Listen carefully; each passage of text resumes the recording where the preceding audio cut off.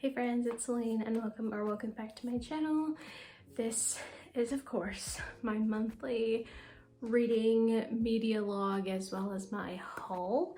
There's actually a good mix. I did pick up a good bit again, but I also did read a good little bit and I actually watched things. So we've got a good mix here. As always, I think I will start with the media log. So I'm going to talk about what I watched first. Starting with the only thing that I watched this month, which was The Hunger Games. I watched The Hunger Games, Catching Fire, and Mockingjay Part 1. I still need to watch Mockingjay Part 2. They recently put it back up on Netflix, so I was super excited because I've been wanting to do a rewatch of The Hunger Games, and so I started that and I actually rewatched them with my mom, so that has been fun. I still love The Hunger Games so much. There are parts of it that are just that can be a little bit cringy and just like feel so much like teen fiction, but I love that. I don't know, I will never age out of The Hunger Games. I feel like I just love them to pieces still. So is that the only thing I watched? This month felt so long. I don't know what happened. There was actually more going on in my life this month. So I would usually expect that it would go by quicker, but this month felt like 2 months. I'm like, I feel like I've lived so much life in this month. But anyway, music. This is always hard for me. I am always listening to music and I've been very busy with my crochet business, and so I usually either have a YouTube video playing in the background while I'm working or music. I'm lying, I do have some favorites. Let me just order them really quick. I have a top 3. I will go ahead and mention the first one, which is This by Ed Sheeran. I have a playlist called Let's Go Drive, which I have Castle on the Hill on. And that just spun me into this nostalgia with Ed Sheeran. I used to love his music. I still do, but I just don't really listen to him that much anymore. I've kind of forgotten about some of my favorite songs. And so I was going back through all of his albums and I never listened to this song previously. And I just loved it. It's acoustic, so if it's acoustic, I'm most likely going to love it. So that one's really good. Now, this might be kind of a controversial one because I know there's some very strong opinions around this artist, and I understand. Okay, Taylor Swift. Her new album came out this month. I'm definitely, let's see. I am kind of on board with the two opposing sides. One that is kind of tired of hearing about Taylor Swift everywhere because of the whole Travis Kelce thing and all of that. She's like everywhere, and so that's kind of annoying, and I don't love her as a person. Our worldviews don't align, but there's a lot of people that my worldviews don't align with. That said, I am still careful about like what I listen to, and whenever I'm listening to new music, I pop up the lyrics so that I can see what it's actually saying. So I do try to keep kind of like conscious of that. I admit, there's a couple good songs on her new album, and I love Taylor Swift as much as the next girl. Like, I kind of grew up, she was in my tweens very much. I was a huge Taylor Swift fan in my tweens and even teens. I've pretty much always listened to her music. So I understand both sides. I like some of her music, but yeah, it's tough. Okay, favorite songs off of there. for top 3 in the month. This by Ed Sheeran, and then LOML by Taylor Swift, and I Look in People's Windows, also by Taylor Swift. Weird title, I know. It sounds kind of like, okay, Peeping Tom. Those are my top 3 for the month. Let me know what you think of that whole Taylor Swift debate among Christians. Yeah, just to kind of like be clear on that, I know it's tricky. I always have such a hard time with talking about controversial things because I'll go back and forth, with like, okay, I understand this side of things, but I also understand this side of things. I'm just kind of in the middle of it. And that's kind of like how I am with a lot of things. I mean, there are some issues and some things that I lean very much one way, and that I have very strong opinions on. But generally, I'm somewhere towards the middle, more leaning, this is right for you on the screen. Yeah.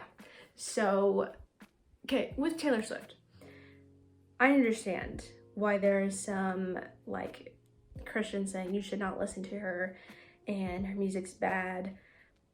I understand, but for me, and now there are times in my life where I will listen to her music and it'll spiral me into like, woe is me, and why don't I have a boyfriend, and I want one, and you know, her music is very dramatic. I will admit that.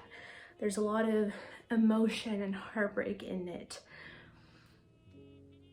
It just depends for me on the season of life that I'm in, and with music, things that I watch, books that I read, I just try to stay aware of how it's affecting me and what the words are really saying, things like that.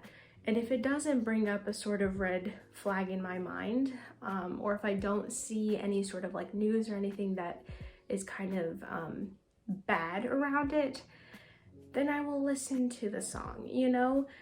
One thing that I will say that is hard for me is Lana Del Rey. To be honest, if it's just based off of style, music style, melody, I love her music. It's so good. Last summer I was like very much into it, and then I learned of her. I saw clips of her concerts, and just there being a lot of kind of shady things going on, and I believe she openly said that she kind of like dabbles into witchcraft, and that's when I just cut it off. As much as I loved and still love her music, honestly, like there's nothing that I love a lot of her songs, but there's just a line that I have to draw. I don't want to bring any sort of that, you know, if there's any spirits within that music, and I know that can sound like, ooh, you know, kind of, my mom says like woo woo, but I know that sounds like, okay, you're being overly dramatic, it's just music, but for me, music is a very big thing in my life, and it can affect me very much. I just have to be conscious of that. So anyway, that's my spiel on music. Moving on from that, I will go ahead and get into what I read. I will start with nonfiction, and I only read one this month. I really hope to get through this book that I'm looking at currently, but I just did not really get through it as well as I thought I would. It's poetry, and I'm finding that maybe that's just not the right poetry. I don't know. Anyway, Quest for Love by Elizabeth Elliot is the nonfiction that I read this month. I have had this sitting for a good few months, I'm going to be honest. So I was about like this much through with it, and then it was just sitting on my nightstand collecting dust, and so I finally just picked it up and dedicated like a couple of days to finishing it, and it was so good, so good. I got so much out of this book. This book is of course kind of like revolving around love and relationships. This is kind of like, it says true stories of passion and purity. It's kind of like a collection of people who wrote to Elizabeth Elliot regarding her book Passion and Purity. So these people have already read it and just kind of have some questions, or like, well, I'm dealing with this, or this is my situation with this person that I'm kind of you know, looking to marry, but I'm not sure if they're the right one, like how am I to know, just kind of things like that. And there was a lot of that, but I also found that there was so much on just the Christian life in general, and things like politics as well. And it's crazy to read something like this that was published probably, I'm going to assume, in the 90s-ish, early 2000s maybe. It's crazy to see how different people spoke back then, and that's not even that long ago. And just how dating has changed so much. It's encouraging in one way to see that, okay, there's a lot of people, there's several people in here that grew up with this and probably passed down that way of dating and courtship to their children, and then hopefully kept, you know, passing forward. But at the same time, it can be discouraging because the world is so different now. And it's like, well, I admire the men that are writing in this book, but where are the men like that in real life? They do exist. They do. I know that they do. I have faith that they do, but it's just not what you come across every day, you know?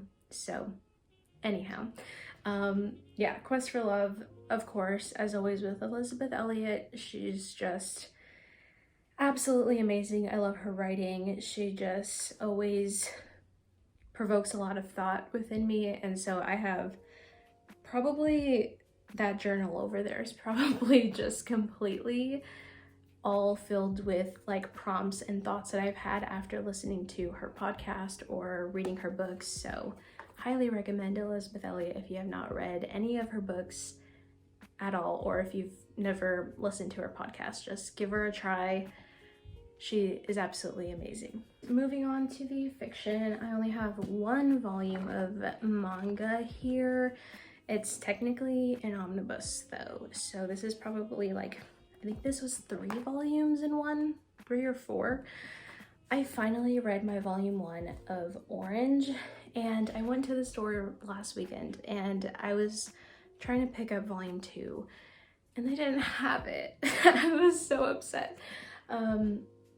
I've heard so many times that this is an amazing series. Even when I picked this up at the store, the guy that was, you know, checking out, he was like, this is such a good series. I'm like, I've heard that so much, so I definitely need to try it. And they were right. They were definitely right. This is such an amazing series. I will say, this story is kind of like revolving around, it's kind of like a sci-fi. This high school girl, she gets a letter from her future self saying, hey, watch out for this guy here, your classmate. He's going to be a new classmate. Just watch out for him because a terrible accident happens. And I just want to see if I can prevent that.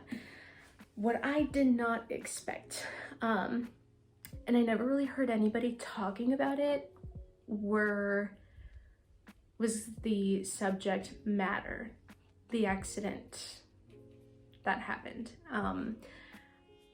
If you don't want to be spoiled, just kind of like skip ahead a little bit, but I am going to be putting the trigger warnings just because I was completely like not aware. And like I've said before, trigger warnings don't usually I usually don't pay very much attention to them just because, you know, I'm not typically affected by any sort of thing, but this did somehow. I will go ahead and put up the trigger warnings. Just, I was not expecting that, but now looking back, I'm like, I don't know why I didn't think that that was going to be a part of this. It's very sad, and you see the friends just, you know, becoming friends with this guy. It's actually the guy in the middle here. And them knowing what is going to come in the future. Well, they don't know exactly what's going to happen. They just know that some sort of big thing is going to happen and their friend is in danger. but you as the reader know what's going to happen, and you just pay attention to him and see how the depression affects him. And it's very heavy. It's very sad, definitely. Feels very bittersweet at moments, but yeah, I guess I wasn't expecting that, so I guess it hit me a little bit harder. Like, I actually cried with this just because it was unexpected for me, and it just kind of came up all of a sudden. So definitely just kind of be mindful of that if that's something that affects you. Next book here, we are all done with the manga. Now we are going on to the novels. This is Dawn of Avarice by Tabitha Min, and this month I actually went to my local Comic-Con and I got to meet the author of this book, and she did sign it for me, so that's pretty cool. This is a fantasy story about the kingdom of Fairmire, and there is a death in a neighboring kingdom. The king died, and so the widowed queen is trying to make alliances with the kingdom of Fairmire just to, like, an advantageous sort of union, because their neighboring kingdom would just completely obliterate that kingdom if they didn't have some sort of alliance to make them stronger. So this is a very royal and like lush world. Like, this felt like emerald green forests with like thick fog and just beautiful intricate castles and kings and queens and kingdom politics and princes who cause trouble with being romantically involved with the enemy's daughter, pretty much. And there's a princess here and just messy family relationships. Here is the back if you want to take a read on the synopsis. What I'll say about this, I appreciated that there was very like little to almost no swearing in this, which I was kind of going into it expecting that, just because secular fantasy just tends to have that, as well as like 18 plus themes in it. And this, I believe, is what you would call like closed door. Like, so you know certain characters were involved in that at certain points in the story, but it didn't describe any of it at all. Like, you know it happened, but it's not like, okay, here's exactly what happened, you know? So I appreciated that about this book. So I got a very like rich royal fantasy story without all the swearing and without all the bedroom scenes. So there we go. I gave this, what did I give this? I gave this a 3 stars, and that's still a good rating. This was my general feelings towards this was, it was a good story, but I wasn't like blown away. I'll be honest. There wasn't anything that I was like, I don't know about that, I don't like that. I didn't have an issue with this at all. Like I said, I appreciated that there was no swearing, no bedroom scenes or anything like that. It was good. I didn't have an issue with it, but it's not like anything that blew my socks away. That being said, this is book 1 out of I don't know how many, so I will continue reading the story. So whenever the next book releases, like, I'm keeping tabs on that. But yeah, it was good, just didn't like blow my socks off. Lastly, I will talk about a series that I fully expected to be completely in love with, and I just wasn't. That said, I did have a good time reading it. I'm not gonna say that I was not sitting there squealing like a little girl. I enjoyed this, okay? But I'm not going to continue with it just because I don't really care to. And I'm surprised, honestly, because I am a dystopian lover. Like, I love pretty much any dystopian story that I can get my hands on. I love it. And I was expecting to love this one, but I was disappointed. That is Shatter Me. And I know some people will be like, Shatter Me? You didn't like it? Yeah. This, I went through this in, I'm gonna say like 26 hours. I blew through this because it is like, it's not, I wouldn't say large print, but it's like a very comfortable reading print. And the chapters were relatively short, so I typically get through short chapter books very quickly. My main issue with this book is, I will just say, teenage hormones. Truly, like, there weren't any explicit scenes in here because this is YA, so they can't really put that in here. But it was to the point she's like, his eyes are so blue, I feel like I'm drowning. And okay, there can be a little bit of that, but my issue was that she said it like every dang page, and it got so annoying. I'm like, I get it.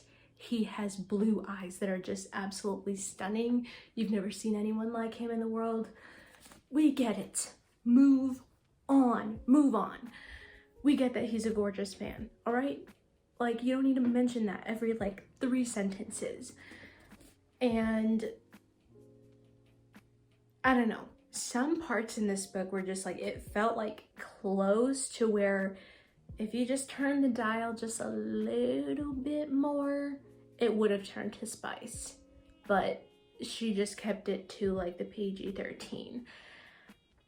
But it was kind of ridiculous. So yeah, when I describe this book, I literally just need 2 words, and those are teenage hormones, because that's what this basically feels like, is like a teenage love. Like, he's the love of my life, but I met him 3 days ago. Yeah, that's what this felt like. That said, okay, rating for this. Actually, I'll just go ahead and throw this in here too. This is Unite Me. It has 2 of the novellas, so I just read the first one, Destroy Me. That one was in Warren's point of view, which, I'm going to be so honest, was boring as heck. I did not like this. I gave this a 2.5, but I'm gonna lower that to a 2 because I was just like, this is a waste of my time. This is so boring. I don't care about him. Like, he's cruel, and maybe not cruel, he's mean. And I don't care about him. I don't see how he's gonna turn into like a love interest at some point in the story. Like, I know he will be, but I don't understand it. He's like, I love you, Juliet, and I'm doing this because I love you. Yeah. Shatter Me. I gave this a 3-star, but I will, okay, here's the thing, is my genuine rating, it would be like a 2.5 for this, but I threw in the extra 0.5 because I'll admit I was having a good time reading this. Like, I was just kind of like, at certain points it had me. I was like, okay, this is cute. But then it just continued with that. I'm like, you have been in captivity for like 10 years-ish, and you knew her at some point in school, and I don't know, it just, yeah, this one let me down, and I'm sad that it did because I was really excited about this one. But there's my Shatter Me rant. Just meh, truly. Except for Warren. I don't like him. I did not care about his novella. Good thing it was just like 100 pages and I got through it in like an hour, so I didn't waste that much of my time. But yeah, we have one more book to talk about, and that is The Maidens by Alex Michaelides. This book I gave 4.5 stars. So this was kind of like, I had some, I don't want to say duds. Shatter Me was a dud. Dawn of Avarice was good, but I wanted to read something that was like, I love this book. And I found it with this one. This one I read in like less than 24 hours because that's just what I do with Alex Michaelides books, I guess. This is a murder mystery psychological thriller, like dark academia type book. Here's the synopsis on this one if you want to read it, if you don't know what it's about. This I have filmed a reading vlog for, and I have notes to film a full-on review for this, so I'm not going to go too in-depth on my thoughts on this one because I think that I might put that video together. We'll see. But all you need to know, I don't want to say too much about this anyways because it's a like murder mystery and I feel like you should go into them pretty blind. But I really like this. I really like this. The Silent Patient was 5 stars. This was almost there, but yeah, we'll see if I put that video together. Now we can get back to the haul. So nonfiction. I'll start with this one. This is My Utmost for His Highest by Oswald Chambers. I've definitely heard of Oswald Chambers, but I've never like heard his speaking or read any of his writing, so I'm definitely interested to see what this is like.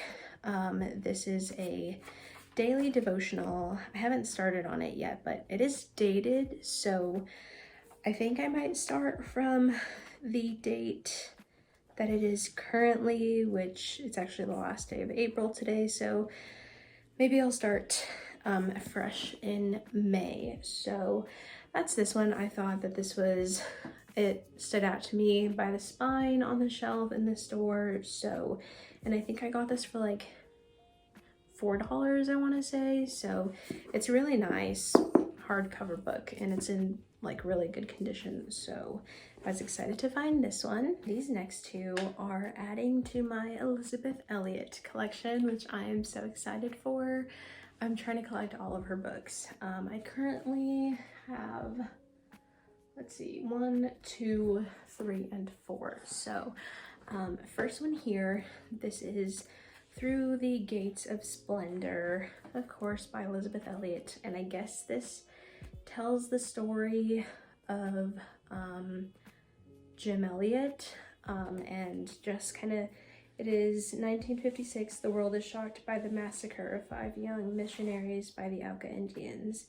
Relive one of the great dramas of all time, updated with new photos and information. So yeah, I'm assuming that this just goes into the story of like a little bit of Jim Elliot and his time in Ecuador and all of that. So this is probably going to be my next read after I finish getting through that poetry book, which is the poetry of like a collection of Jacqueline Kennedy's most loved poems. So I need to get through that. I need to just like sit down daily and just like maybe read a couple. I've never tried poetry before, so it's a new thing for me. I think I just need to get into the swing of things. But anyways, that is this one. And lastly, this is actually a book that I'm going to be storing away in my hope chest. If you don't know what that is, I have a video that might be going up the same time as this one. Anyways, it's going to be probably out before this one, or at the same time. If you're interested to know what that is, check it out, whichever corner it is. This is The Shaping of a Christian Family by Elizabeth Elliot, and this one is a little bit more messed up, but it was priced accordingly. I think this was like $3, so I was like, I'm gonna pick it up. It's nothing that a few heavy books on top won't fix, so yeah, this one is sure to be amazing, but I might read this before I put it in there just to enjoy it. You know, this is meant for parents of children of all ages, but I might read it now before I put it in there just because, I don't know, I love her writing so much. I could probably still get something out of this, even though I'm not yet a parent and even though I'm not yet married. But yeah, this is one that I was so excited to see. That's it for the nonfiction. So now on to the fiction, starting off with manga. I did actually pick up a couple of volumes, and it's one of the ones that I have been on the hunt for. I picked up volume 7 last month, I believe, which is definitely out of order. I do not have volumes 1 through 6. I just picked up 7 because I have been wanting to collect the series. But anyhow, I found volumes 1 and 5. I actually found this like at the very beginning of the month, and then I just found this like a couple days ago. So I was so excited. I'm probably going to read this very soon, maybe today, but I really want to make it through this one book that I'm currently reading. So that is A Sign of Affection. Such a cute series on this girl who is deaf and this guy who likes to learn languages, and he's, you know, kind of becoming friends with her, and he's learning sign language to talk with her. It's so cute. Okay, I'm gonna fly through these a little bit quickly. This is Ordinary Grace by William Kent Kruger. This is what I am currently reading. I picked this up at my neighborhood kind of like library box thing where you like put a book in and then you take one. So I picked up this one. This is a story on grief, I guess. I guess it's from the perspective of Frank Drum. This is set in the 1960s, so it's basically a time in this guy's life that a lot of loss took place. It's like a small rural town. A whole bunch of just like sad events started happening, so it's interesting so far. We'll see how it continues on, but you'll be hearing about this next month. Next couple of books here are the ones that I picked up at my local Comic-Con. So we talked about Dawn of Avarice, and then this is Defenders of Myth by Michael Gisman. I also got to meet the author here and did get it personalized, so I will read this one soon. I think that after Shatter Me and Dawn of Avarice, I feel like those were very rich, like very specific genre worlds, and so I just wanted a bit of a break from like a heavy, like a very immersive world. So this is also a fantasy. I'm guessing like another kingdom, magic, armies, and myth collide. Brother and sister must unite. So yeah, here is the synopsis on that one if you're interested. But this one should be good, and I'm excited to read it. I just have not been in the mood for something like this lately. The next two I got at Goodwill. This is The Maidens. Great find. This, I think, like hardcovers were $2 and soft covers were $1. So $1 for this almost masterpiece. I was happy to find that one, and it's in good condition. And then lastly, we have The Girl on the Train by Paula Hawkins. This is supposed to be like a psychological thriller, murder mystery, or like crime thriller. I don't know. Probably, yeah, a top-notch thriller and compulsive read. So I read that and I was like, sign me up. I want something that's super readable. Like, I want to be sucked into a book like that. Yeah. So I picked this one up. Should be interesting. Not in the mood for a psychological thriller at the moment. Just with The Maidens. I might put together that video because I have a lot of thoughts. I said I wasn't like in the mood for psychological thriller, but here we are again with another one. This is Pretty Girls by Karen Slaughter.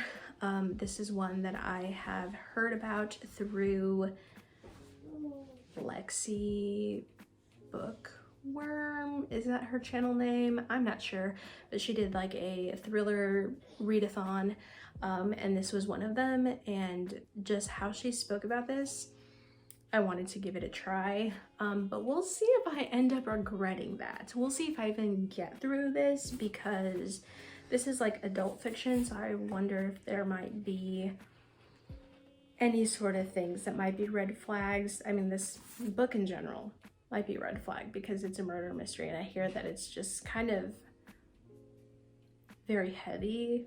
So when I'm in the mood for something like this, I will pick this one up because I've been excited to look for this one, and I haven't found it anywhere, and I got it for, let's see, $4. So good find there.